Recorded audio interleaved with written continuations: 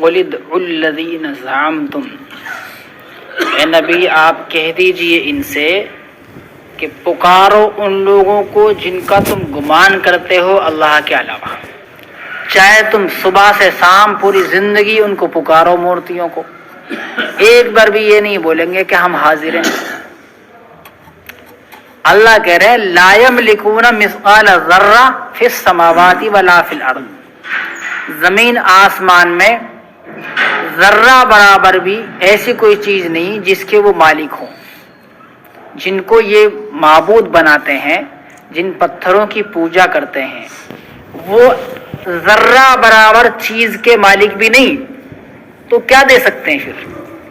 جب ان کی ملکیت میں کچھ ہے ہی نہیں تو وہ کسی کو کیا دے سکتے ہیں؟ وہ تو خود اندھے بہرے گونگے، نہ وہ دیکھ سکتے ہیں، نہ وہ سن سکتے ہیں، اور نہ ہی وہ بول سکتے ہیں، تو ان کو کیوں پکارو؟ سیدھا اللہ کو پکارو۔ فرما رہے ہیں وَمَا لَهُمْ فِيهِمَا مِنْ شِرْك، اور اللہ تعالیٰ کا ان میں سے کوئی شریک بھی نہیں۔ اللہ اکیلے ہیں، اکیلے نے ساری کی ساری چیزیں بنائی، جن کو تم معبود بناتے ہو اللہ کے ساتھ وہ شریک بھی نہیں۔ وَمَا لَهُ مِنْهُمْ مِنْ ظَهِيرٍ، اور نہ ہی وہ اللہ تعالیٰ کے مددگار ہیں۔ اللہ تعالیٰ کو نہ ان کی مدد چاہیے اور نہ وہ اللہ کی مدد کر سکتے ہیں، وہ تو محتاج ہیں جن کو تم نے معبود بنا رکھا ہے۔ ایک اللہ ہی ہے جو کسی کا محتاج نہیں۔ وَلَا تَنْفَعُ الشَّفَاعَةُ عِنْدَهُ، اور اللہ کے پاس سفارش نفع نہیں دے گی کسی کی، إِلَّا لِمَنْ أَذِنَ لَهُ، مگر اسی کی جس کے لیے اللہ حکم کرے، جس کے واسطے اللہ حکم کرے اس کے لیے سفارش نفع دے گی، ورنہ کسی کی کوئی سفارش نفع نہیں دے گی۔ حَتَّى إِذَا فُزِّعَ عَنْ قُلُوبِهِمْ، یہاں تک کہ جب ان کے دلوں سے ڈر نکل جاتا ہے، قَالُوا مَاذَا قَالَ رَبُّكُمْ، تو وہ کہتے ہیں کہ تمہارے رب نے کیا فرمایا، اور الحق، تو دوسرے کہتے ہیں کہ حق فرمایا۔ وَهُوَ الْعَلِيُّ الْكَبِيرُ، اور وہ بڑا زبردست ہے، سب سے بڑا ہے اللہ تعالیٰ۔ فرشتوں کے بارے میں اس آیت میں بتایا جا رہا ہے کہ فرشتوں کو اللہ کا حکم ایسے سنائی دیتا ہے جیسے کہ چکنے پتھر پر کوئی چکنی چیز گھسی جا رہی ہو، کوئی زنجیر کھینچی جا رہی ہو، اور اس سے وہ سن کر ان پر ڈر و خوف طاری ہو جاتا ہے، دہشت سی طاری ہو جاتی ہے۔ جب وہ دہشت دور ہو جاتی ہے اس وقت ایک دوسرے سے پوچھتے ہیں کہ اللہ نے کیا فرمایا، تو لگاتار ایک دوسرے کو بتاتے چلے جاتے ہیں کہ سچ فرمایا، جو بھی فرمایا حق فرمایا۔ قُلْ مَنْ يَرْزُقُكُم مِّنَ السَّمَاوَاتِ وَالْأَرْضِ، اے نبی کہیے ان سے کہ کون ہے جو تم کو زمین آسمان سے روزی دیتا ہے؟ قُلِ اللَّهُ، وہ اللہ ہی ہے، کہیے ان سے کہ وہ اللہ ہے۔ صاف ظاہر ہے کہ یہ آسمانی کتاب ہے، اللہ تعالیٰ نے آسمان سے نازل کی، اور صاف ظاہر ہے کہ اس میں لکھا ہوا ہے معبود ایک ہی، اسی کی عبادت ہے، کسی کی عبادت نہیں، کوئی اس کا شریک نہیں۔ جو اس کو خالص مانتے ہیں اس کو مانتے ہیں، اس کی مانتے ہیں، وہ سچ پر ہیں۔ ایسے بھی تو ہیں جو اللہ کو مانتے ہیں لیکن اللہ کی نہیں مانتے،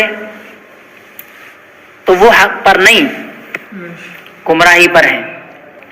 سیدھے راستے پر وہی جو اس کو بھی مانے اور اس کی بھی مانے۔ آگے فرمانے قُلْ لَا تُسْأَلُونَ عَمَّا أَجْرَمْنَا، اے نبی ان سے کہیے کہ سوال نہیں ہوگا تم سے ہمارے گناہوں کے بارے میں، جو تم جھگڑ رہے ہو کہ تم حق پر ہو یا ہم حق پر ہیں۔ وَلَا نُسْأَلُ عَمَّا تَعْمَلُونَ، اور نہ ہی سوال ہوگا یہ ہم سے کہ جو تم کر رہے ہو۔ وہاں تو ہر ایک کو اپنا حساب دینا پڑے گا نا۔ اللہ تعالیٰ جب پوچھیں گے تو سامنے کھڑے ہوں گے تو اپنا حساب دیتے رہیں گے۔ تو کہہ رہے ہیں نہ تو تمہارا ہم سے سوال ہوگا نہ ہمارا تم سے سوال ہوگا۔ سیدھے راستے پر خود اپنے آپ کو سوچو کہ ہم سیدھے راستے پہ آ جائیں۔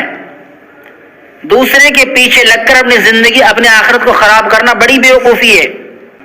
کسی بھی چیز میں جو حکم شریعت کے خلاف ہو، اگر ہم کسی کا ساتھ دیں گے، چاہے وہ زبان سے ہو چاہے وہ ہاتھ سے ہو، اور چاہے وہ دل سے ہو، اس کی ہم سے بھی پوچھو گی کہ تم بھی اس میں شریک تھے۔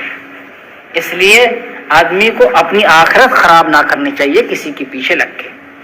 آگے فرما رہے ہیں قُلْ يَجْمَعُ بَيْنَنَا رَبُّنَا، اے نبی ان سے کہیے کہ ہمارا رب ہم کو جمع کرے گا، ثُمَّ يَفْتَحُ بَيْنَنَا بِالْحَقِّ، پھر وہ حق ہمارے درمیان فیصلہ کرے گا۔ هُوَ الْفَتَّاحُ الْعَلِيمُ قُلْ أَرُونِيَ الَّذِينَ أَلْحَقْتُمْ بِهِ شُرَكَاءَ، اے نبی ان سے کہیے کہ مجھے دکھاؤ ان شرکاء کو جن کو تم اللہ کے ساتھ ملاتے ہو، اللہ کے ساتھ جن کو تم مانتے ہو، دکھاؤ کہ یہ ہیں ہمارے معبود۔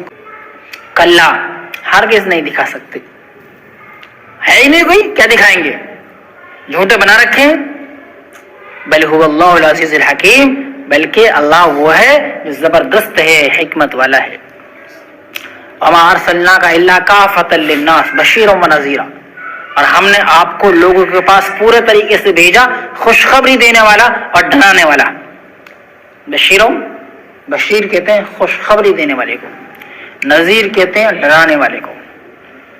ولکن اکثر الناس لا يعلمون، لیکن اکثر لوگ جانتے نہیں، اکثر لوگ یعنی تعداد زیادہ ایسے لوگوں کی ہے جو اللہ کے بارے میں اور اللہ کے رسول کے بارے میں نہیں جانتے۔ وَيَقُولُونَ مَتَىٰ هَٰذَا الْوَعْدُ إِن كُنتُمْ صَادِقِينَ، یہ لوگ کہتے ہیں کہ وعدہ کب ہے، اللہ کا وعدہ کب ہے، اگر تم سچے ہو وعدہ لاؤ۔ رسول سے کہتے تھے کہ تم کہتے ہو اللہ کا عذاب کبھی بھی آ سکتا ہے، وہ وعدہ کب آئے گا، وہ پکڑ کب آئے گی، وہ عذاب کب آئے گا، لاؤ اسے۔ قُل لَّكُم مِّيعَادُ يَوْمٍ لَّا تَسْتَأْخِرُونَ عَنْهُ سَاعَةً وَلَا تَسْتَقْدِمُونَ، اے نبی ان سے کہیے کہ تمہارا ایک دن میعاد وہ وقت آئے گا جس دن آئے گا نہ ایک ساتھ پیچھے ہوگا نہ ایک ساتھ آگے ہوگا، یعنی پھر مہلت نہیں، کہ جب آئے گا تو پورے طریقے سے چھائے گا، مہلت نہیں دی جائے گی، اسی وقت گردن دبوچ لی جائے گی اور دنیا چھوڑ دیں گے اور پھر اللہ کے سامنے حاضر ہوں گے۔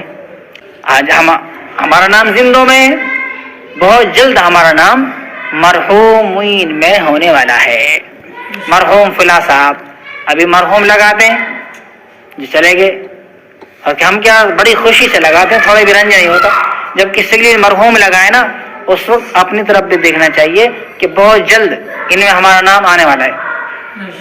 جیسا کہ کسی کے لیے حاجی صاحب لگا رہے ہیں، حاجی صاحب، اب کچھ لوگ ایسے بھی ہیں جو حج کرنے جا رہے ہیں، تو ان کو پہلے سے ہی لگتا ہے کہ یار جلدی ہمارا نام بھی حاجیوں میں آنے والا ہے، یہاں تو سوچ لیں گے، لیکن مرحوم رات دن مرحوم مرحوم سنتے ہیں، یہاں کبھی نہیں سوچیں گے کہ ہمارا نام بھی مرحوم آنے والا ہے۔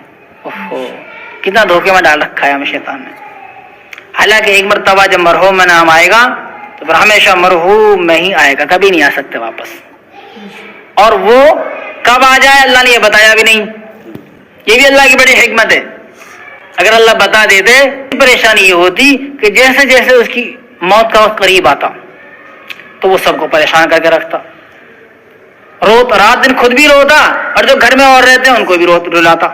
اب 2 دن رہ گئے جی، 2 دن بعد تو میں چھوڑ دوں گا۔ یہاں تک کہ دنیا داروں کو ہم نے دیکھا ہے چلاتے ہوئے اور دوسروں کو رلاتے ہوئے۔